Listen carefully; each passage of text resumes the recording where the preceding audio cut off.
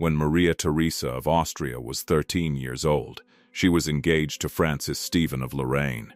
She did not choose him. She did not need to choose him. The choice had been made for her by the same logic that had governed the lives of royal women for centuries. The logic that says, a girl's body is a diplomatic instrument, that her womb is a political asset, that the feelings she has about the man she will spend her life with are relevant only, insofar as they do not interfere with the arrangement already agreed upon by the men who own her. But here is what makes Maria Theresa's story different from the stories of 1,000 other women who were handed to strangers in the name of alliance and legacy. She took everything they gave her, the husband, the title, the impossible inheritance, the empire, and she made it hers, not by escaping, not by refusing, not by finding a protector powerful enough to keep the wolves away. Maria Theresa did not have that luxury. She was not protected. She was not shielded. She was handed, at the age of 23, a crumbling empire under immediate military attack, with an empty treasury, disloyal advisors, hostile neighbors, and no legal mechanism in European law that clearly recognized her right to rule. And she ruled anyway. She ruled for 40 years. She reformed the Habsburg Empire from the inside. She transformed Austria from a medieval patchwork of feudal loyalties into something approaching a modern state. She raised 16 children while simultaneously managing one of the most complex political systems in European history. She faced Frederick the Great of Prussia, one of the most brilliant military minds of the 18th century, and did not surrender to him, even when surrender would have been the rational choice. She never got her province back. She never stopped trying. This is the story of Maria Theresa, Archduchess of Austria, Queen of Hungary and Bohemia, Holy Roman Empress, a woman who was prepared for marriage and instead became one of the most consequential rulers in European history. Maria Theresa was born on May 13, 1717, in Vienna, to Charles VI, the Holy Roman Emperor, and Elizabeth Christine of Brunswick-Wolfenbüttel. She was one of the surviving daughters, but her father had no male heir. Her brothers had died in infancy. Her older sister Maria Amalia would die young. The brutal arithmetic of 18th-century childhood had left Charles VI, by the time Maria Theresa was a few years old, with a situation he could not have anticipated. He had a daughter and no son, and one of the largest empires in the world. This was a crisis. Not because Maria Theresa was inadequate. She would prove definitively that she was not. But because the legal architecture of the Habsburg Empire was built entirely around male inheritance. The Pragmatic Sanction of 1713 was Charles VI's attempt to solve this problem. It was a legal document, ratified by the various Habsburg territories, and eventually accepted, in theory, by most of the major European powers, that declared the Habsburg lands indivisible and established that a daughter could inherit if there was no male heir. Charles VI spent enormous diplomatic energy securing agreement to the Pragmatic Sanction. He traded concessions, made alliances, gave up territory and leverage to get signatures on a piece of paper that would guarantee his daughter's right to inherit. He was, in this respect, a devoted father doing something genuinely unusual for his era, fighting to secure his daughter's future. But he did not prepare her to rule. He prepared her to be a wife. Maria Theresa grew up in the Viennese court, educated in the things that royal women were expected to know: music, languages, dancing, etiquette, piety. She was not educated in statecraft. She was not brought into the rooms where her father met with his advisors. She was not taught the details of Habsburg finances or military organization or diplomatic relationships. She was not prepared for the things she would have to do at 23, because no one, including her father, genuinely believed she would have to do it alone. The plan, as far as there was a plan, was that she would inherit the title and the lands, but her husband would rule. She would be the vessel through which the Habsburg legacy passed to the next generation. But the actual work of governance would be done by the man she married. And so at 13, she was engaged to Francis Stephen of Lorraine. Francis Stephen was not a bad choice by the standards of 18th century dynastic politics. He was good-looking, good-natured, and genuinely liked, qualities that are rarer than you might expect in a man who was selected for his bloodline rather than his character. He was Duke of Lorraine, which made him a man of substance, though Lorraine was eventually traded away to France as part of a diplomatic arrangement that gave him the Grand Duchy of Tuscany instead, a transaction that treated a man's homeland like furniture being moved between rooms. Maria Theresa, by most historical accounts, fell genuinely in love with him. This was not guaranteed. This was not required. This was not something that anyone had particularly planned for. But there it was, a girl of 13, engaged to a man chosen for her, who found herself feeling something real about the man she had been assigned. She would feel that something real for the rest of her life. Through 40 years of marriage, through 16 pregnancies, through all the grief and complexity and political turbulence that their lives together would involve. She would write to him when they were apart in terms that make it clear she missed him, needed him, wanted to be with him. When he died in 1765, Maria Theresa would spend the remaining 15 years of her life in mourning. She would cut off her hair. She would sleep in the room where he died.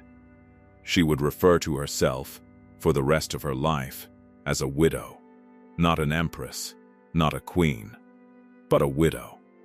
This is not the biography of a woman who married without feeling.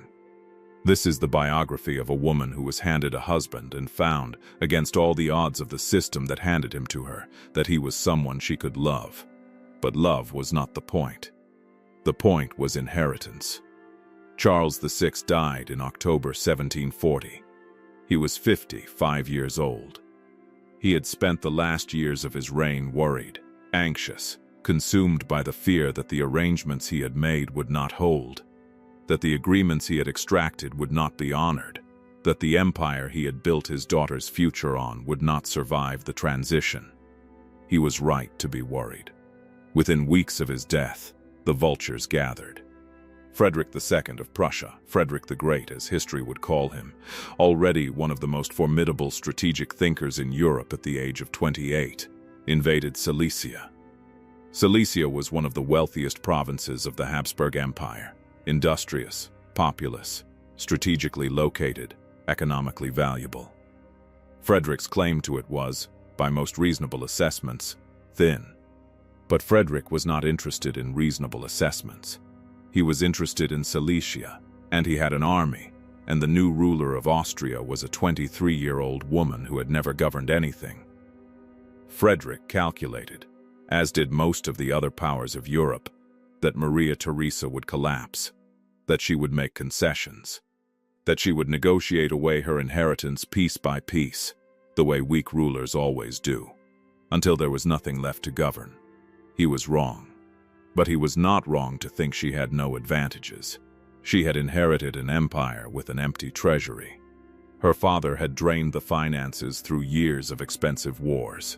She had inherited a military that was inadequately organized, inadequately funded, and led by officers who were old and set in their methods. She had inherited advisors who had served her father and who were not certain whether to trust her, whether she would last, whether the right move might be to position themselves for whatever came next rather than commit fully to the woman who was here now. She had inherited a husband who, by the logic of the system, should have been co-ruler, but who was not the kind of man who dominated rooms. Francis Stephen was warm and decent and genuinely supportive of his wife, but he was not a great ruler, and both of them probably knew it. He would be named Holy Roman Emperor in 1745, giving him the title. But Maria Theresa was never in serious doubt about who actually governed the Habsburg lands. She was alone, in the way that leaders are alone when everything is collapsing, and no one is certain the center will hold. She held it. History sometimes crystallizes around a single scene, not because the scene is necessarily the most important thing that happened, but because it captures something true about a person that all the administrative detail in the world cannot convey. For Maria Theresa, that scene happened in Pressburg, now Bratislava, in September 1741. The situation was desperate. Prussia had taken Silesia. Bavaria had invaded, claiming its own right to Habsburg lands. France had joined the coalition against her. The circle of enemies was tightening. Her advisors were telling her, some of them, that concessions were necessary, that surrender on certain points was inevitable, that the empire might have to be reduced to survive. She went to the Hungarian Diet instead. The Hungarian nobility were not naturally her allies. Hungary had its own traditions, its own proud sense of independence from Vienna, its own complicated relationship with the Habsburg rulers who had claimed sovereignty over it for generations. They were not people who automatically bent the knee to a young woman in crisis. But Maria Theresa came to them not as a suppliant exactly, and not as a commander exactly. She came as something more complicated and more human. She came, by contemporary accounts, in the robes of the Hungarian crown, holding the crown of Saint Stephen, visibly pregnant with her fourth child. She addressed them in Latin. She told them that she had been abandoned by her friends, attacked by her enemies, and that she had no other refuge than their fidelity, their arms, their ancient valor. The Hungarian nobility responded with an eruption of loyalty that contemporaries described as extraordinary. The cry of Moriamur pro re nostro Maria Theresa, let us die for our king Maria Theresa. Rising from the assembled lords, they voted her substantial military support. She had turned a group of historically resistant nobles into one of the pillars of her defense. Whether the scene was as dramatic as contemporary accounts describe is something historians debate. Whether the emotion was entirely genuine on all sides is something historians also debate. But what is not in debate is the political reality. Maria Theresa went to Hungary when Hungary was the resource she needed, and she came back with what she needed. She understood people. She understood what they needed to hear and how they needed to feel. She understood that politics is not only logistics and military strategy, it is also the management of loyalty, and loyalty requires being asked for in a way that makes giving it feel like a choice. She was 24 years old. The War of the Austrian Succession lasted until 1748. It was a complicated multi-front conflict that involved Prussia, Bavaria, France, Saxony, Spain, and eventually Britain and the Netherlands on Maria Theresa's side.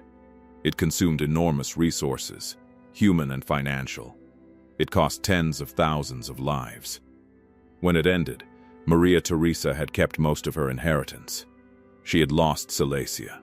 She never accepted this. This is a crucial fact about Maria Theresa's character. She did not make peace with Silesia the way that weaker rulers make peace with loss, by eventually incorporating it into their understanding of what they have. She held on to the wound. She spent years building toward its recovery. She restructured the Austrian military and administration specifically to create the capacity to take it back. She engineered the diplomatic revolution of 1756, one of the most audacious shifts in alliance structure in the history of European politics, specifically to isolate Frederick the Great and create the conditions for recovering what he had stolen. The diplomatic revolution was breathtaking in its ambition. For a century and a half, France and the Habsburgs had been fundamental enemies, the two great Catholic powers of Europe, rivals for dominance, opponents in wars that had reshaped the continent. Maria Theresa, working through her foreign minister Kaunitz, negotiated an alliance with France. She brought together powers that had been enemies for generations because she needed them aligned against Prussia. She almost got Silesia back. The 7 Years' War which followed was one of the most brutal conflicts in European history to that point, a genuinely global war, fought not just in Europe but in North America, India, and across the world's oceans. Frederick the Great fought on multiple fronts simultaneously. Russia entered the war against Prussia. Frederick came close, at several points, to total collapse. Maria Theresa was closer to recovering Silesia than she had been since losing it. And then the Empress Elizabeth of Russia died in 1762, and her successor Peter III was a fanatical admirer of Frederick the Great. And Russia switched sides, and the coalition against Prussia fell apart. And Maria Theresa had to make peace without Silesia. She wept, reportedly, when she signed the treaty. She had been fighting for 20 years, effectively, to recover one province. She had restructured an empire, redrawn the map of European alliances, spent vast treasure and countless lives. She never got it back. What history sometimes misses in the drama of the military struggles is that Maria Theresa was not only a survivor, she was a builder. During the same decades she was fighting Frederick the Great and managing the most complex military and diplomatic situation in Europe, she was also rebuilding the Habsburg state from the inside. She reformed the tax system, one of the most politically dangerous things any ruler can do, because it requires taking money from people who have power. She created a professional bureaucracy to replace the chaotic patchwork of feudal administration she had inherited. She reformed the military command structure that had failed her in the early years of her reign. She established a council of state to give her governance a coherent institutional basis. She reformed education. She established schools in regions of the empire that had had none. She made primary education compulsory, not everywhere, and not immediately, and with the inevitable gaps that any 18th century policy carried. But the principle that ordinary children should be educated was one she pursued consistently. She reformed the relationship between the Habsburg state and the nobility that had always treated the central government as something to be managed and circumvented, rather than obeyed. She pushed back against the tax exemptions that the aristocracy had enjoyed for generations, forcing them to contribute to the fiscal needs of the state they lived in. This was unpopular. She did it anyway. She was not a revolutionary. She had no interest in dismantling the social order.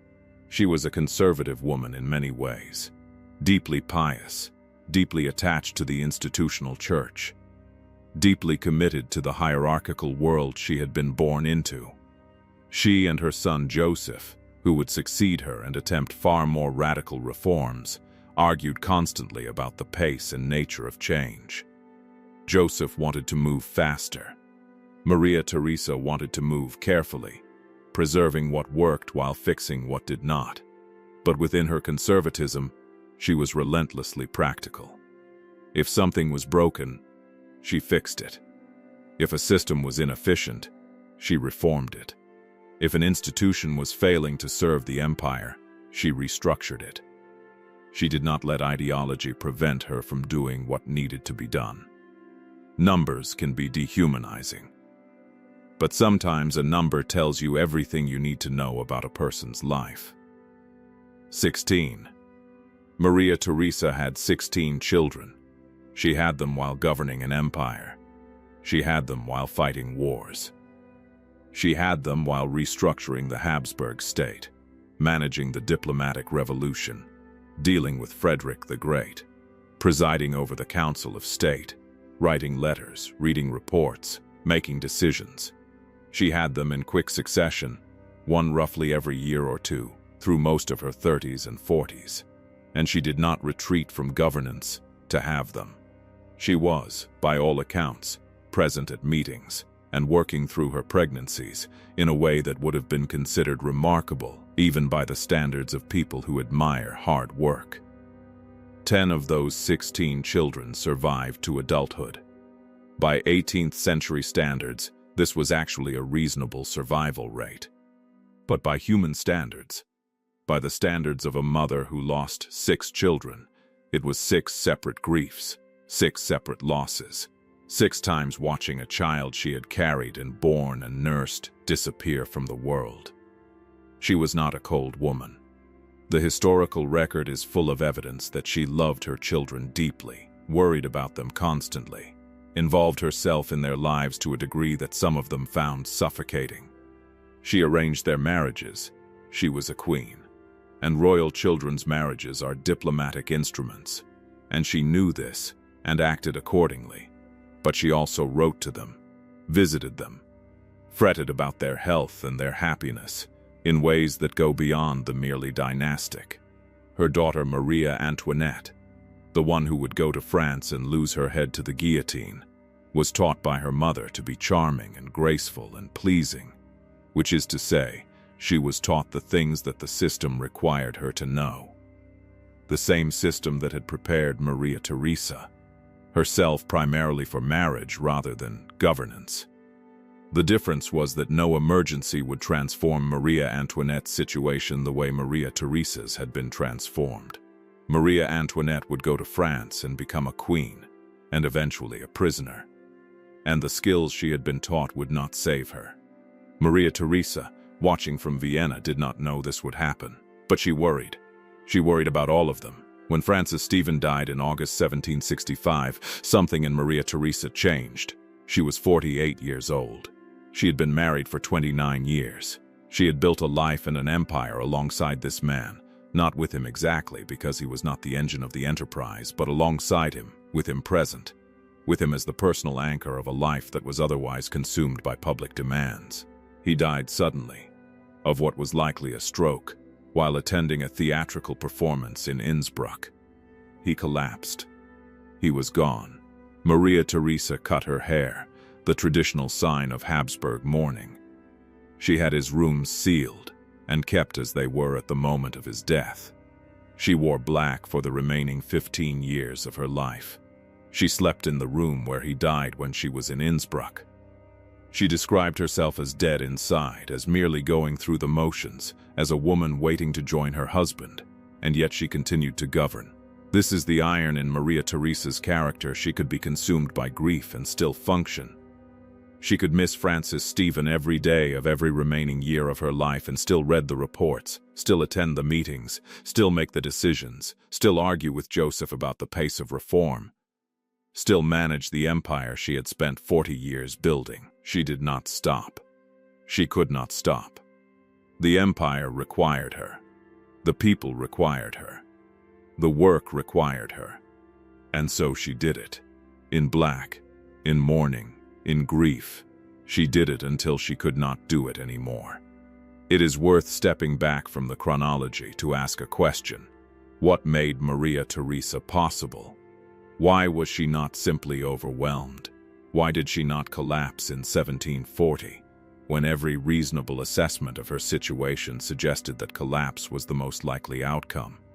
Why did she not make the concessions that Frederick expected her to make, and that most of the other rulers of Europe assumed she would make? Part of the answer is circumstance. She had Hungary. She had allies that eventually materialized. She had a husband who, whatever his limitations as a ruler, was genuinely supportive of her, which is not nothing. A hostile husband in her position would have been a catastrophe. But part of the answer is her. Something in Maria Theresa's character refused the narrative that had been written for her. She had been prepared to be a wife, and she became a ruler. She had been prepared for a supporting role, and she played the lead. She had been handed a situation that was designed, by accident and by the deliberate calculation of her enemies, to destroy her, and she endured. She did not endure through meekness. She did not endure through accommodation. She endured through a combination of ferocity and flexibility. The ferocity to hold her position when holding it looked impossible. The flexibility to adapt her tactics, her alliances, her administrative structures when the original approach was not working. She endured through stubbornness, too. The refusal to accept Silesia as permanently lost was not, strictly speaking, rational. A colder calculation might have said, "This province is gone. Accept it. Move on. Spend your energy elsewhere. Maria Theresa would not accept it. Whether this was a strength or a weakness, and the 7 Years' War, which caused so much death and came so close to success, and ultimately failed to recover Silesia, could be read either way. It was fundamentally her. Maria Theresa died on November 29, 1780, at the age of 63. She had been governing, in one form or another, for 40 years. She had seen the empire through crises that should have destroyed it, and emerged with the core intact. She had given the Habsburg state administrative structures that would last. She had raised a family of children who were scattered across the courts of Europe, marrying into the great dynasties, carrying her bloodline into the future. She had not solved all her empire's problems.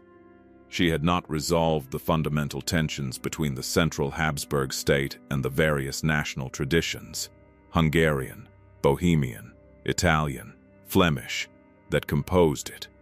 She had not liberated her subjects from serfdom, though she improved their conditions, and her son Joseph would try much more radical measures with distinctly mixed results. She had not built a liberal empire. She had built a more efficient and more humanely governed autocracy, which is not the same thing, even if it was a meaningful improvement. She was not a simple figure. She had the contradictions of her era and of her position. She was deeply Catholic in a way that influenced her politics, sometimes wisely, and sometimes not. She was hostile to Jews. She expelled them from Prague and harbored prejudices that were common to her time and class, but are no less ugly for that. She was capable of great warmth toward individuals and considerable hardness in political calculation. She loved her children and used them as diplomatic instruments simultaneously, because the 16th century had not invented a way for a ruling mother to be both things without contradiction. And neither had the 18th. But what she built was real. What she held together was real. What she demonstrated, that a woman could govern one of the largest and most complex political entities in the world, could do it during wartime, could do it while pregnant, could do it while grieving, could do it for 40 years. That was real. And it mattered. Maria Theresa had no protection. No one said no to the world on her behalf. No one kept the doors locked between her and the dangers that came. When Charles VI died and the empire fell to her, she was alone in the room with it, alone with the weight of it, the obligations of it, the enemies gathering at the edges of it. And she did not say no. She said yes, yes to all of it. Yes to the wars and the grief and the administrative reforms, and the diplomatic revolution, and the 16 pregnancies and the 6 dead children, and the husband she loved and lost, and the empire that never stopped requiring her. She did not get to choose the quiet life. She did not get to be protected. She got the hardest possible version of the story, the version where no one saves you, where you have to save yourself and everyone who depends on you at the same time. And she did it. Not perfectly. Not without costs that she and the people around her paid in full. Not without losing Silesia. Not without the grief of Francis Stephen's death. Not without the complicated, painful relationships with children who were also diplomatic instruments. Not without the contradictions and the failures that all human lives contain. But she did it. She was married at 13 and became the most powerful woman in Europe, not because the world made room for her, but because she made room for herself. In the records, in the rooms where decisions were made, in the history that has never quite forgotten her name. She was not done being herself. She never was.